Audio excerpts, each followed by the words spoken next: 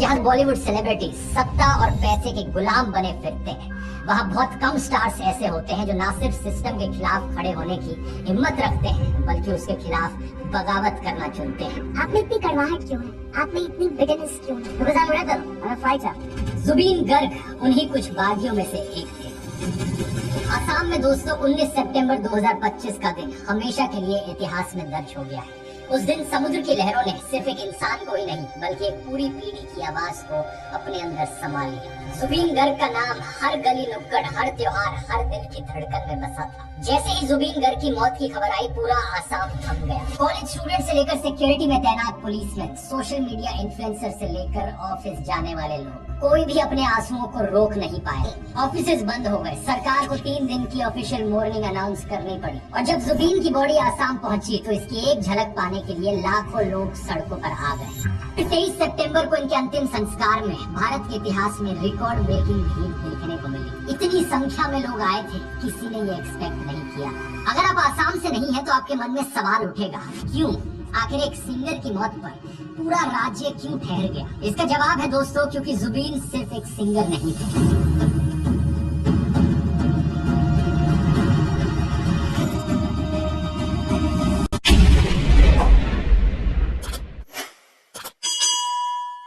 Topic पर आते हैं। ये बात है अर्ली 1990s की। जुबीन गर्ग ने एक ऐसे समय पर म्यूजिक की दुनिया में कदम रखा जब आसाम में एक अलग देश की मांग करने वाला संगठन अपनी पीक पर था। United Liberation Front of Assam, short form ULFA. Assamese लोगों की एक पूरी जनरेशन एक अलग देश की मांग के लिए हथियार उठा रही थी। उल्फा के खिलाफ आर्मी का ऑपरेशन बजरंग अभी खत्म ही हुआ था, जो अपने पीछे रिप्रेशन और एट्रोसिटीज की डरावनी कहानियां और आसाम के युवाओं में एक गहरी निराशा छोड़ गया था। चारों तरफ हिंसा का माहौल था और इसी माहौल में 1992 में जुबीन की पहली एल्बम अनामिका आती है।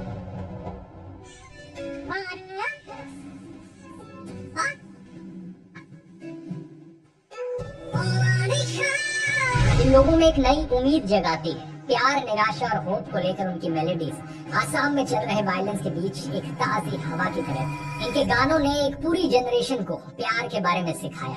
अनामिका आसाम की पहली रॉक एल्बम थी। ये एल्बम रिलीज होते ही इंस्टेंट हिट साबित हुई और जुबीन रातों रात एक स्टार बन गए।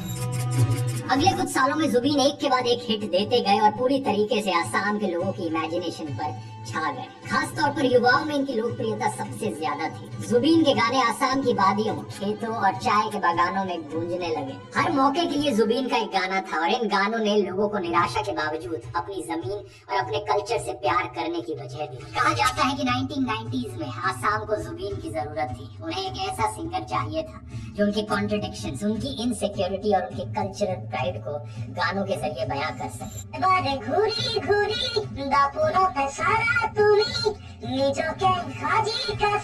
जुबीन ने एग्जैक्टली यही किया। कभी उनके गानों में पॉलिटिकल डिफाइंस होती तो कभी कल्चरल प्राइड। उनके म्यूजिक की रूट आसाम की जमीन, इसकी नदियां, इसकी फसलें और इसके कल्चर में थी। अपनी इमोशनल वोकैबुलरी से जुबीन ने ऐसे वक्त पर गर्व के साथ आसामीज में गाना और बोलना आसान बनाया जब एस्पिरेशनल लोगों में इंग्लिश लैंग्वेज डोमिनेट कर रही थी। उनके गानों ने एक ऐसी जनरेशन को कल्चरल और पॉलिटिकल कॉन्फिडेंस दिया जो ग्लोबलाइजेशन और माइग्रेशन के प्रेशर्स का सामना कर रही थी। साल 2000 तक आते आते जुबीन ज्यादातर आसाम के लिए एक आइकन बन चुके थे। पूरे आसाम में बिलबोर्ड्स पर उनका चेहरा रहता था और उनके गाने हर जगह सुने जाते थे। हर साल अप्रैल में होने वाले बिहू फेस्टिवल में जुबीन की सबसे ज्यादा डिमांड है।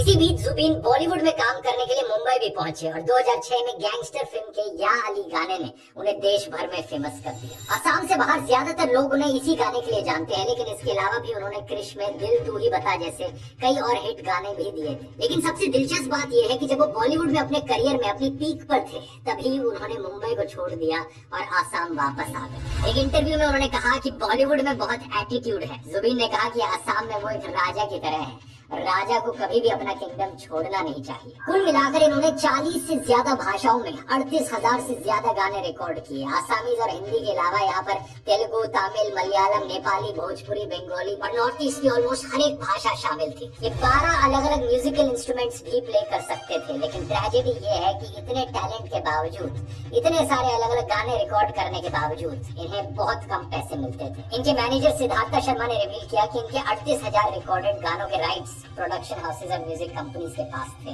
और जुबीन को सिर्फ वन टाइम रिकॉर्डिंग फीस मिली थी। म्यूजिक कंपनीज ने इन्हें बहुत एक्सप्लॉइट किया। अब यहाँ तक की कहानी सुनने के बाद आपके मन में सवाल जरूर आएगा कि पॉपुलर आर्टिस्ट तो पहले भी बहुत हुए हैं और सिंगर्स तो आज भी ढेर सारे बहुत हैं जो काफी पॉपुलर हैं, तो जुबीन में ऐसा क्या खास था? इसका जवाब है दोस्तों कि जुबीन की पॉपुलैरिटी केवल उनके म्यूजिकल टैलेंट की वजह से नहीं थी। आज हर किसी के पास जुबीन से रिलेटेड एक किस्सा है, उनके साथ एक तस्वीर है, क्योंकि जुबीन लोगों के बीच लोगों के लिए जीते थे। ये कभी मजदूरों के साथ सड़क पर ही बैठ जाते और उनके साथ खाना खाने लगते, तो कभी सब्जी वालों और रिक्शा वालों की मदद करने लगते। ये हर मुसीबत में अपने लोगों के साथ खड़े हुए। अलग अलग सोशल कॉजेज के लिए इन्होंने खूब डोनेट किया और इन्होंने अपने जीवन में हजारों परिवारों की मदद की। हर रोज लोग इनके स्टूडियो के बाहर और घर मदद की उम्मीद लिए आते और कभी उनको खाली हाथ वापस नहीं लौटना पड़ता। शादी, फ्यूनरल, मेडिकल ट्रीटमेंट, स्कूल या कॉलेज की फीस, जिसने जो मदद मांगी जुबीन ने उसकी मदद की। इसी तरह जब भी आसाम में बाढ़ आती तो जुबीन खुद लोगों की मदद के लिए उनके बीच पहुंच जाते,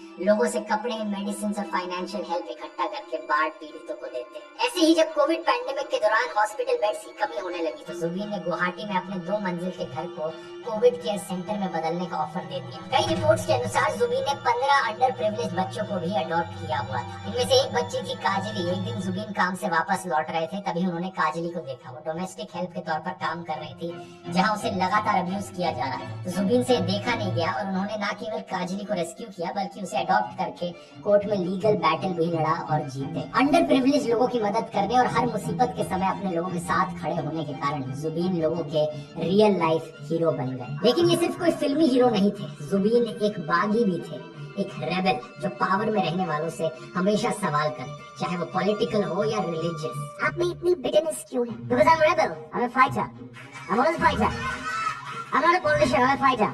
ये क्यूबा के मार्क्सिस्ट रेवोल्यूशनरी चे गुएवारा से बहुत इंस्पायर्ड थे। रेबेल किससे? I've learned from Che Guevara। ये एक आजाद पंछी की तरह हमेशा वही बोलते थे जो इनके मन में होता था, किसी से नहीं डरते थे, किसी भी मिनिस्टर या पॉलिटिशियन का विरोध करने से पीछे नहीं हटते और उन्हें सीधा चैलेंज करते थे। उन्होंने पब्लिकली बोला था कि आसाम के सारे मिनिस्टर्स और लीडर्स करप्ट हैं, चाहे वो बीजेपी के हों या कांग्रेस के। अभी जो मिनिस्टर्स है, एमएलएस है, they corrupted। वो बीजेपी हो, कांग्रेस हो, कुछ भी हो। और असम में ऐसा है, मतलब ऐसा एक कल्चर मिनिस्टर बना देते हैं जिसको कोई मालूम ही नहीं है कल्चर के बारे में। जो एजुकेशन मिनिस्टर है उसको मालूम होना चाहिए कि एजुकेशन क्या है, कैसे होना चाहिए। खुद को नास्तिक बताने वाले जुबीन का ये भी कहना था कि उनकी कोई जाति, कोई धर्म या कोई भगवान नहीं है, वो सिर्फ आजाद है। जंग से रहे ब्राह्मण जुबीन ओपनली कास्ट सिस्टम और सोशल डिस्क्रिमिनेशन के हमेशा खिलाफ बोलते थे। कहा जाता है कि जब ये 12th क्लास में थे तभी इन्होंने अपना जनेऊ उतार दिया था और इसे अपने मच्छरदानी में धागे की तरह इस्तेमाल करने लगे थे। इसी तरह मई 2018 में जब बॉलीवुड एक्टर गोविंदा ने गुवाहाटी में माँ कामाख्या मंदिर में भैंस की बलि दी तो जुबीन ने इसका विरोध किया। उन्होंने कहा कि कोई भी देवी देवता जानवरों का खून नहीं मांगता, धर्म के नाम पर जानवरों की बलि रुकनी चाहिए। इन्होंने ये तक कहा कि अगर गोविंदा को माँ कामाख्या देवी को खुश करना था तो उन्हें भैंस की नहीं बल्कि खुद की बलि देनी चाहिए थी। जुबीन को आसाम के कल्चर और आसामीज भाषा से बहुत प्यार था, लेकिन फिर भी वो कोई शॉविनिस्ट नहीं थे। अप्रैल 2013 में उल्फा के एक फैक्शन ने आसाम के सिंगर्स को वार्निंग दी थी कि बिहू फेस्टिवल में हिंदी के गाने ना गाएं ताकि इंडियन कल्चर के नेगेटिव इन्फ्लुएंस से दूर रहा जा सके और आसामीज कल्चर जिंदा रहे। इस वक्त जुबीन एकमात्र ऐसे सिंगर थे जो उल्फा के खिलाफ खड़े हुए। इन्होंने जवाब दिया, Who the hell are you? I don't care। उन्होंने कहा कि म्यूजिक की कोई भाषा नहीं होती। उल्फा को चैलेंज करते हुए सीधा कहा कि ये कहने वाले कौन होते हैं कि हिंदी के गाने आसाम के कल्चर को डिस्ट्रॉय कर दें। ये एक आउटडेटेड और बिल्कुल बकवास सोच है। जुबीन नहीं माने और बिहू फेस्टिवल्स में हिंदी के गाने इन्होंने गाए तो उल्फा ने इन्हें गोली मारने की धमकी दी। अब इंडिया में दोस्तों ज्यादातर बॉलीवुड सेलिब्रिटीज धमकी तो छोड़ो, छोटी सी बॉयकॉट की मांग से ही डर जाते हैं। और यहाँ जब जुबीन को एक मिलिटेंट ऑर्गेनाइजेशन ने जान से मारने की धमकी दी, ये फिर भी इसके खिलाफ खड़े रहे। जब आसाम सरकार ने इन्हें सिक्योरिटी प्रोवाइड करी तो पहले इन्होंने सिक्योरिटी लेने से ही मना कर दिया। इन्होंने कहा कि ये लोगों के बीच सिक्योरिटी कवर से ज्यादा सेफ है। इनकी इसी हिम्मत के कारण इनके विरोधियों को भी जुबीन पसंद आते थे। जुबीन के मुताबिक इसी उल्फा ने बाद में उनसे कहा था कि वो उनके भाई की तरह है, और यही उल्फा आज उनकी मौत के बाद जुबीन को ट्रिब्यूट दे रहा है। इस तरीके के सेलिब्रिटीज आज बहुत कम मिलते हैं दोस्तों। जुबीन ने अपने लोगों के लिए किसी भी सरकार का विरोध करने से पहले 2 बार नहीं सोचा। जब मोदी सरकार सीएए कानून लेकर आई तो आसाम के लोगों को ये बिल्कुल पसंद नहीं था, तो जुबीन एक आर्टिस्ट के तौर पर अपनी रिस्पॉन्सिबिलिटी से पीछे नहीं हटे, बल्कि इसका एक बड़ा फेस बन गए। इन्होंने सीधे तौर पर कहा था कि ये मर जाएंगे लेकिन आसाम में सीएए को लागू होने नहीं देंगे, और जब तक वो जिंदा है सीएए आसाम में लागू नहीं होगा। जब दिसंबर 2019 में सीएए के खिलाफ प्रोटेस्ट हुए थे तो जुबीन ने इनमें एक्टिवली पार्ट लिया था। उन्होंने एक गाना गाया, पॉलिटिक्स नो कोरिबा बंधु, don't play politics my friend. Politics नो कोरिबा बंधु, जातिर मातिर गान गोरा, पॉलिटिक्स नो कोरिबा बंधु। ये आसाम में एंटी सीए प्रोटेस्ट का एंथम सॉन्ग बन गया। इसके अलावा इन्होंने सीए के खिलाफ रैलीज भी निकाली, लोगों में डिवीजन को रोकने के लिए और प्रोटेस्टर्स की आवाज को एम्पलीफाई करने के लिए एक वेबसाइट की भी शुरुआत करी, assam-against-CA.in। प्रोटेस्ट करते वक्त इन्होंने साफ कहा प्रोटेस्टर्स से कोई हिंसा नहीं करनी है। प्रोटेस्टर्स के खिलाफ वायलेंस पर सरकार से भिड़ भी गए और कहा कि सरकार को आसाम के लोगों का दर्द महसूस करना चाहिए, लेकिन वो बच्चों को मार रही है। साल 2024 तक भी आपको दिखेगा कि जुबीन सीए का विरोध कर रहे थे, और उन्होंने कहा था कि जब तक ये कानून वापस नहीं लिया जाता तब तक वो इसका विरोध करते रहेंगे। लेकिन बात सिर्फ सीए की नहीं है दोस्तों, जुबीन एनवायरमेंट को लेकर भी बहुत एक्टिव थे। 2024 में जब बीजेपी सरकार एक फ्लाईओवर बनाने के लिए गुवाहाटी के इस एरिया में पेड़ काटने जा रही थी, तब लोकल लोगों के साथ जुबीन भी इस प्रोटेस्ट में शामिल हो गए। उन्होंने कहा कि डेवलपमेंट के लिए पेड़ों को सैक्रिफाइस करना अनएक्सेप्टेबल है, चाहे किसी भी पार्टी की सरकार हो। प्रधानमंत्री नरेंद्र मोदी और चीफ मिनिस्टर हिमंता बिस्वा शर्मा को इसके परिणाम भुगतने की वार्निंग देते हुए जुबीन ने कहा कि अगर सरकार ने पेड़ काटे तो वो रेवोल्यूशन शुरू कर देंगे। उन्होंने ये तक कहा था कि अगर सरकार को पेड़ काटते हैं तो वो उन्हें भी काट सकती है। इसी प्रोटेस्ट के कारण दोस्तों सरकार को उस समय पेड़ काटने का अपना प्लान रोकना पड़ा। इस सब से आपको पता चल जाना चाहिए दोस्तों कि जब एक सेलिब्रिटी अपनी आवाज उठाता है उससे कितना फर्क पड़ सकता है। लेकिन अनफॉर्चुनेट चीज ये है कि हमारे देश में ज्यादातर सेलिब्रिटीज हमेशा पावर के साथ खड़े रहते हैं, कभी भी लोगों के साथ नहीं। आपको किसान आंदोलन में याद होगा कैसे बड़े बड़े क्रिकेटर्स, एक्टर्स और बाकी सेलिब्रिटीज ने ट्वीट करके इंडिया अगेंस्ट प्रोपेगेंडा का हैशटैग चलाया था किसानों के अगेंस्ट। इन सेलिब्रिटीज ने कभी लोगों के इश्यूज पर, किसानों की मौत पर कोई ट्वीट नहीं किया, लेकिन सरकार के सपोर्ट के लिए हमेशा खड़े रहे। हाल ही में तो हालत इतनी खराब है कि प्रधानमंत्री के बर्थडे पर भी सारे सेलिब्रिटीज, क्रिकेटर्स लाइन में लग जाते हैं एक टूल किट की तरह उन्हें बर्थडे विश करने के लिए। श्री नरेंद्र मोदी जी, आपको आपके 75वें जन्मदिन पर बहुत शुभकामनाएं। आज आपका 75वां जन्म दिवस है, मैं आपको बधाई देना चाहता हूँ, शुभकामनाएं देना चाहता हूँ। Wishing you a very happy birthday. आपको 75वें जन्मदिन की हार्दिक बधाई और शुभकामनाएं। लेकिन कभी इन्हें स्टूडेंट्स प्रोटेस्ट पर बोलने के लिए बोल दो, E20 पेट्रोल पर बोलने के लिए बोल दो, लद्दाख प्रोटेस्ट पर बोलने के लिए बोल दो, इनका मुंह बिल्कुल चुप रहता है। जुबीन ऐसे नहीं थे। जुबीन उन गिने चुने सेलिब्रिटीज में से थे जो हमेशा लोगों के साथ खड़े रहे और किसी भी अथॉरिटी के आगे नहीं झुके। और यही कारण है दोस्तों कि आज जुबीन के लिए लाखों लोगों की भीड़ सड़कों पर उतर आई है, क्योंकि एक्चुअली में लोग उन्हें सही मायनों में रिस्पेक्ट करते हैं। लेकिन ये झुकने वाले सेलिब्रिटीज जो पैसे और पावर के लालच में कभी गुटखा प्रमोट करते हैं तो कभी सरकारी ट्रोल बन जाते हैं। इन्हें कुछ सालों बाद कौन ही याद रखेगा? क्या लोगों के दिलों में सही मायनों में रिस्पेक्ट रहेगी इनको लेकर? मैं उम्मीद करता हूँ इस वीडियो से देश भर के celebrities, singers, musicians, film actors, इन सब की आंखें खुलेंगी। इस वीडियो को अपने फेवरेट सेलिब्रिटी के साथ जरूर शेयर कीजिए, उन्हें ट्विटर पर टैग करके या उनके इंस्टाग्राम में डीएम करके। और ऐसा नहीं है दोस्तों कि जुबीन इकलौते थे। जुबीन जैसे कुछ और भी सेलिब्रिटीज हैं जिनमें हिम्मत है लोगों के लिए आवाज उठाने की।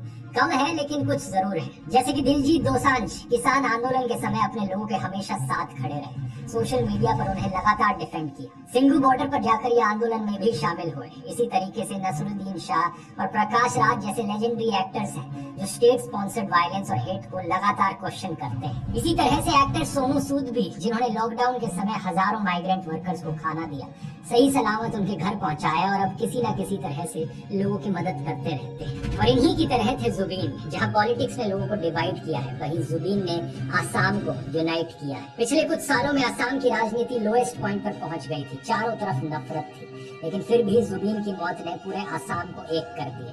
हर जाति, धर्म, क्लास के लोग उन्हें विदाई देने के लिए साथ आए, क्योंकि जुबीन सबके थे, एक सच्चे जन कलाकार।